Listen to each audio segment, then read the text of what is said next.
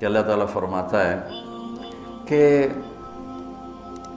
تمہیں خواہشات کی لذتوں نے دیوانہ بنایا ہوا ہے، تمہیں دنیا کی لذتوں نے دیوانہ بنایا ہوا ہے، اور ان دنیا کی لذتوں میں سب سے پہلے عورت ہے، اور اس میں کوئی شک نہیں ہے کہ اس دنیا کی سب سے خوبصورت چیز عورت ہے۔ اور ایک آپ کو اپنا تجزیہ بتاؤں کہ دنیا پھری اور پھر کبھی جنگل، کبھی عرش، کبھی فرش، میں جو شعر پڑھا کرتا ہوں، کبھی عرش پر، کبھی فرش پر، کبھی ان کے در، کبھی در بدر، کبھی عاشقی تیرا شکریہ میں کہاں کہاں سے گزر گیا۔ دنیا میں انسان کے علاوہ جتنے نر ہیں وہ بہت خوبصورت اور مادی انتہائی تھکی ہوئی، چوڑی۔ مور دیکھا ہے؟ مور نر دیکھا ہے؟ کیا اس کے پر، کیا اس کی شان، کیا اس کا حسن، اور مور نہیں ویکھی مری ہوئی چوئی دی طرح۔ گھوڑے کو دیکھو، میرے والد صاحب گھوڑے رکھا کرتے تھے، تو ہم چھوٹے چھوٹے ہوتے تھے تو جو نر گھوڑے ہوتے تھے ایسے ان کا سر اٹھتا، اور گھوڑیاں ہی کرتی ہوتی تو ساری، حتیٰ کہ چوہا بھی سونا ہوتا ہے، چوئی نہ دے۔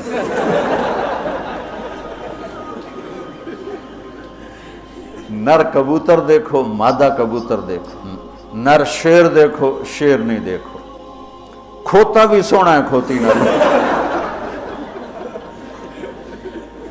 یہ میرا ایک تجزیہ ہے کہ انسان کے سوا جتنی مخلوق جاندار، اس میں نر خوبصورت ہے، مادہ اس کے مقابلے میں بالکل ماٹھی، اور انسانوں میں اس کے برعکس ہے، اس میں مادہ خوبصورت ہے، نر اس کے مقابلے میں نوکر ہی لگتا ہے بیچارہ۔ اللہ نے عورت کو حسین بنایا ہے، مرد سے زیادہ حسین اللہ نے عورت کو بنایا ہے، اور جنت کی بھی سب سے بڑی نعمت اللہ کی رضا اور نبیوں کا پڑوس اور اللہ کا دیدار، جو ایک روحانی نعمتیں ہیں۔ اس کے بعد جو جنت کی سب سے بڑی نعمت ہے وہ جنت کی نیک عورت ہے، جنت کی حور ہے۔ اسی سے بابا آدم علیہ السلام جو جنت میں اداس پھرتے تھے، جب ماں جی آئے تو ٹھر پائے آدم علیہ السلام، خوش ہو گئے، واہ واہ جوڑی بن گئے، جوٹی دار آ گیا۔ اور یہ بات تو آپ سب کو معلوم ہے کہ اللہ نے یوسف علیہ السلام کو سب سے حسین بنایا، لیکن یہ بات کم معلوم ہے کہ عورتوں میں سب سے حسین اللہ نے حوا کو بنایا، ایسے حوا۔ آج تک کوئی عورت ایسی خوبصورت نہیں پیدا کی گئی جیسے اللہ تعالیٰ نے حضرت حوا کو پیدا کی۔ تو انسانی لذتوں میں سب سے بڑی لذت، سب سے بڑی خواہش وہ اللہ نے عورت، نیک عورت دنیا کی سب سے بڑی نعمت ہے۔ الدنیا کلھا متاع وخیر متاعها المرأة الصالحہ، دنیا چند روزہ ساز و سامان ہے، اور اس میں سب سے اعلیٰ درجے کا ساز و سامان نیک عورت ہے، نیک عورت، جس سے زندگی کی رونق ہے، جس سے زندگی میں حسن ہے، جس سے زندگی میں جمال ہے۔ عربوں میں دستور تھا مار پٹائی کا، تو جب مدینہ میں ایک ریاست قائم ہو گئی تو عورتوں نے آ کے شکایت کی ہمارے خامد ہمیں مارتے ہیں، تو آپ نے ممبر پر کھڑے ہو کر غضبناک انداز میں کہا، جو عورتوں پہ ہاتھ اٹھاتے ہیں ان میں کوئی انسانیت نہیں۔ اس قدر شدید ڈانٹ پلائی، جو عورت پہ ہاتھ اٹھاتا ہے اس میں کوئی انسانیت نہیں، لا خیر فیہم، کوئی انسانیت نہیں ان۔ اور آپ نے فرمایا کہ خیرکم خیرکم لأہلہ، سب سے اعلیٰ درجے کا مسلمان وہ ہے جو بیوی کے ساتھ اچھا سلوک کرتا ہو۔ اور پھر فرمایا، اور میں اپنی بیوی کے ساتھ تم سب میں سب سے زیادہ اچھا سلوک کرتا ہوں۔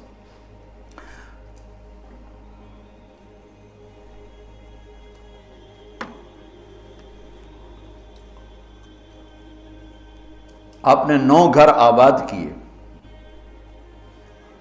جب آپ دنیا سے گئے، 9 بیویاں تھیں، اور کسی گھر میں روٹی نہیں کھانے کو، دودھ نہیں پینے کو، دوا نہیں لینے کو، اور بیویاں قربان ہو رہی ہیں، صدقے واری جا رہی ہیں۔ کس بات پر؟ آپ کے اخلاق، آپ کا حسن سلوک، آپ کا اظہار محبت، آپ کی رواداری، آپ کا انصاف، آپ کی دلداری۔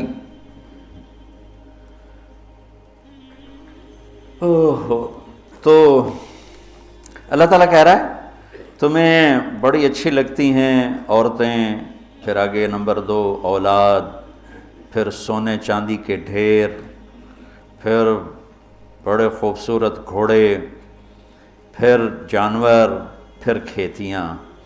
پھر اللہ کہتا ہے یہ تو دنیا کا تھوڑا سا ساز و سامان ہے، اللہ کے پاس بہت خوبصورت ٹھکانہ ہے.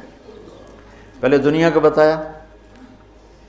ابھی ہم بیٹھے تھے، تمہارے استاد کہنے لگے ذہب سونے کو کہتے ہیں، اور ذہب ہے چلے جانا، یعنی یہ وہ چیز ہے جو چلی جاتی ہے، اور فضہ بھی ہے، انفضہ سے ہے بھاگ جانا، بھگدڑ مچ جانا. تو سونے چاندی کے اندر ہی بھاگ جانے کا مطلب پڑا ہوا ہے، تو کون کس کے ساتھ یہ وفا کرے گا؟ لیکن انسان کی کمزوری اللہ نے بتائی کہ تمہیں عشق ہے، تمہیں تمہاری خواہش ہے میری بیوی ایسی ہو، میرے بچے ایسے ہوں، میرے پاس سونے چاندی کے ڈھیر ہوں، اور میرے پاس سواریاں ہوں، گھوڑے ہوں، میرے پاس لینڈ کروزر ہو، میرے پاس مرسڈیز ہو، میرے بڑے کھیت ہوں، بڑا زمیندارہ ہو، بڑا میرا ڈیرا ہو. یہ سارے تمہارے اندر کے خیالات ہیں جو اندر جنم لیتے رہتے ہیں، لیکن لو بھی لوگے تو کب تک لوگے؟ شیر شاہ سوری نے جب دلی کو فتح کیا، بہت اچھا بادشاہ تھا، بہت اچھا بادشاہ، تو وہ کہنے لگا ہائے افسوس میرے سر پہ حکومت کا سورج اس وقت چمکا ہے جب میری اپنی زندگی کا سورج غروب ہونے والا ہے. 60 سال کی عمر میں اس نے فتح کیا دہلی کو، اور 66 سال کی عمر میں فوت ہو گیا. تو یہ ساری چیزیں کسی کو مل جائیں، پیدائشی طور پر مل جائیں، وقت کتنا ہے؟ 60 70. زیادہ بوڑھا ہو جائے تو اولاد ہی تنگ پہ جانا. مولانا صاحب دعا کرو ابا جی نو خیر ہو جاوے، یعنی ہوں ٹر جاوے، ماں جی تیرا مت ہو جاوے. لیکن اب اولاد سے خود سنا ہے کہ دعا کرو ماں جی سوکھے ہو جاؤں، مطلب مر کے مگرو لے جاوے. اولاد موت کی دعائیں مانگتی. تو اب اللہ اس کے تقابل میں لاتا ہے قُلْ أُنَبِّئُكُمْ بِخَيْرٍ مِّن ذَلِكُمْ. انبیو کا مطلب ہوتا ہے بار بار بتانا. لگا کہ جو تمہیں نظر آ رہا ہے اس سے تو تم اثر لے رہے ہو، میں تمہیں بار بار بتاؤں گا، پوری جنت کو قرآن میں پھیرا دوں گا، کبھی یہاں کبھی وہاں، کبھی یوں کبھی یوں، کبھی نہر، کبھی باغ، کبھی حور، کبھی سونا، کبھی چاندی، کبھی لباس، کبھی کھانے، کبھی اپنی رضا، کبھی زندگی کا ابدی سرمدی ہونا. انبے بار بار تمہیں میں جنت بتاؤں گا. اللہ کے فضل سے بر صغیر میں جنت سب سے پہلے اللہ نے میری زبان سے کہلوائی، ورنہ کسی بڑے سے بڑے علامہ خطیب نے جنت کو نہیں کھولا تھا. سب سے پہلے جنت اللہ نے میرے ذریعے سے چلوائی. اور وہ بھی ایک عجب میرے رب کا نظام تھا. ہم نے بھی پڑھی تو نہیں تھی، نہیں ہمیں پڑھائی گئی تھی. جنت کے ابواب چلوائی، تیز گام چل رہی تھی، نہ پڑھنے والے کو پتہ نہ پڑھانے والے کو پتہ. تو میں سال لگا رہا تھا، 80 81 میں نے سال لگایا جماعت میں. تو فروری کا مہینہ تھا اور ہماری گجراں والے تشکیل تھی، اور کویت کا ایک عرب میرے ساتھ تھا، اکرم اس کا نام تھا. اصل کہیں وہ ترکی تھا لیکن نسلوں سے آباد تھا. تو مجھ سے ایک دن کہنے لگا تو نے حادی الارواح الی بلاد الافراح یہ پڑھی ہے؟ یقین مانو. میں نے کہا یہ کیا ہوتا ہے؟ وہ نام عجیب ہے نا، حادی الارواح الی بلاد الافراح. حادی وہ حدی سے ہے، یحدو سے، وہ جو اونٹ کے لیے حدی ہوتی تھی نا، اونٹ کے لیے نغمہ ہوتا تھا، اونٹ تیز ہوتا تھا. تو روحوں کا وہ نغمہ جو انہیں خوشیوں کے شہر کی طرف لے جائے. مجھے پہلے سمجھ میں نہیں، میں نے کہا کیا کہہ رہے ہو، یہ کیا ہے؟ کہنے لگا کتاب ہے. میں نے کہا اچھا کتاب کس کی؟ کہا ابن القیم کی. میں نے کہا میں نے تو آج نام سنا ہے. کہا میں واپس تمہیں چلتے ہیں نا رائمنڈ، تو میرے وہاں پڑی ہے امانت میں تمہیں دوں گا. تو ہماری 10 دن کی تشکیل تھی، ہم واپس آئے تو اس نے مجھے وہ کتاب پکڑائی. میں نے اس کو پڑھنا شروع کی. سب سے پہلے میرے رونگٹے کھڑے ہوئے کہ یا اللہ اتنا بڑا تیرا مہمان خانہ، اور ہمیں سوائے لفظ جنت کے علاوہ معلوم ہی نہیں کہ وہ کیا دولت ہے، کیا خزانہ. تو کس طرح ہم دنیا سے بے رغبت ہوں گے، کیسے غلط عورتوں کے پھندوں سے بچیں گے، کیسے دنیا کی چمک دمک سے ہم بچیں گے جب تک ہمارے سامنے جنت کی رونق نہ ہو. جنت ایک نوجوان کہنے لگا اللہ حوروں کا لالچ کیوں دیتا ہے؟ میں نے کہا زنا کو روکنے کے لیے کہ لوگ شادی کر کے بھی زنا نہیں چھوڑتے ہیں. تو اللہ تعالیٰ نے کہا پاک دامن ہو جا، میں نے تیرے لیے جنت کی خوبصورت لڑکیاں تیار کر کے رکھی ہیں. وَزَوَّجْنَاهُمْ بِحُورٍ عِينٍ، اور ہم خود تمہارا نکاح کریں گے جنت کے حوروں کے ساتھ. اللہ نکاح پڑھے گا. سبحان اللہ. تو میں سال میں تو چل ہی رہا تھا، اور میرے اس وقت ہوئے تھے ستمبر، اکتوبر، نومبر، دسمبر، جنوری، 5 مہینے گزرے تھے، اور باقی 7 مہینے پڑے تھے. سب سے پہلے سال میں نے لگایا تبلیغ میں، پہلے 7 چلے ہوتے تھے. میں نے جنت کو شروع کیا، پڑھتا اور بولتا. جماعتوں میں تو پھر رہے تھے، ادھر پڑھنا ادھر بولنا، ادھر پڑھنا ادھر وہ سارا ایک دم میری ہوا جو شہرت کی، ایسے ہوا کی طرح میرا نام پھیل گیا کہ کبھی کسی نے جنت سنی نہیں تھی. وہ کہا ہم نے تو 50-70 سال عمر ہے، کوئی کہ 80 سال عمر ہے، کوئی کہ میری 50 سال عمر ہے، میری 60 سال عمر ہے، میں نے زندگی میں کبھی جنت کو نہیں سنا، میں نے پہلی دفعہ آپ سے جنت کو سنا. تو وہ جو میں پہلے مشہور ہوا لوگوں میں، وہ جنت کی وجہ سے کہ جنت کو میں نے بیان کرنا شروع کیا. سارا 1000 آیات ہیں جنت اور جہنم پر، اور کوئی بیان ہی نہیں کرتا. کون ہم مرنا چاہتا ہے؟ کون غربت چاہتا ہے؟ کون بیماریاں چاہتا ہے؟ کون دکھ چاہتا ہے؟ ہر ایک چاہتا ہے کہ ایک آئیڈیل لائف ہو، آئیڈیل گھر ہو، ایک خوبصورت زندگی ہو. تو اللہ نے کہا میں نے چھپا کے رکھی ہے، اب تھوڑے دن میری مان لو، پھر تم آ جاؤ، پھر دیکھو میں تمہیں کیسے دیتا ہوں. تو قل انبئکم بخیر من ذالکم، میں تمہیں یہ یہاں کی عورت، یہاں کی اولاد، یہاں کا سونا چاندی، یہاں کے گھوڑے، یہاں کی سواریاں، یہاں کی لینڈ کروزریں، یہاں کے جانور، یہاں کی زمینیں جائیدادیں تو تم دیکھ رہے ہو، تمہیں ایک اور جہان بتاؤں؟ ایک اور جہان بتاؤں؟ یا اللہ کون سا ہے؟ قل الذین اتقوا، وہ سب کے لیے نہیں ہے، وہ ان کے لیے ہے جو میرے یار بنیں گے، جو مجھ سے دوستی لگائیں گے. سب کے لیے نہیں ہے، یہ وہ ہیں جو میرے یار بنیں گے. للذین اتقوا، یہ ہمارے دیہاتی کہتے ہیں اللہ آپ پہ بشکش، اور یہ زیادہ پڑھے لکھے لوگ کہتے ہیں یہ ایم ہی ہمیں ڈرائی رکھتے ہیں، کچھ بھی نہیں ہے. تو ایسی بات نہیں ہے. اللہ تعالیٰ نے حسین اور یزید میں فرق کرنا ہے. رات کو شراب پینے والا اور رات کو نماز پڑھنے والا برابر ہو جائے گا. میرے نبی کے نواسے نے جان کیوں دے دی، نسل کیوں ذبح کروا دی؟ اگر یہی فیصلہ ہونا ہے کہ رات کو ناچنے والی، رات کو رونے والی برابر ہو جائیں، رات کو پوڑی بیچنے والا، شراب بیچنے والا، اور صبح سے شام تک حلال کمانے والا، تھک کے گھر جانے والا، اللہ ان کو برابر کر دے گا. سچ بولنے والا، جھوٹ بولنے والا برابر ہو جائیں گے. نماز پڑھنے والا، نہ پڑھنے والا برابر ہو جائیں گے. سود کھانے والا، حلال کھانے والا برابر ہو جائیں گے. تو پھر کربلاؤں کا مقصد کیا ہے؟ پھر تو ساری کربلاؤں کی تاریخ ختم ہو جاتی، ختم ہو جاتی، انسانیت نام کی کوئی شے نہیں رہ جاتی. تو میرے رب نے وَامْتَازُوا الْيَوْمَ أَيُّهَا الْمُجْرِمُونَ کا اعلان کیا ہے.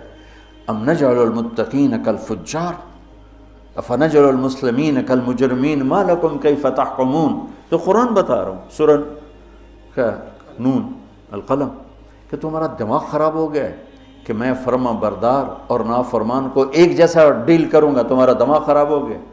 ایک آدمی رات کو زنا کر رہا ہے، ایک مصلی پہ بیٹھا رو رہا ہے، ان دونوں کو اللہ برابر کر دے گا.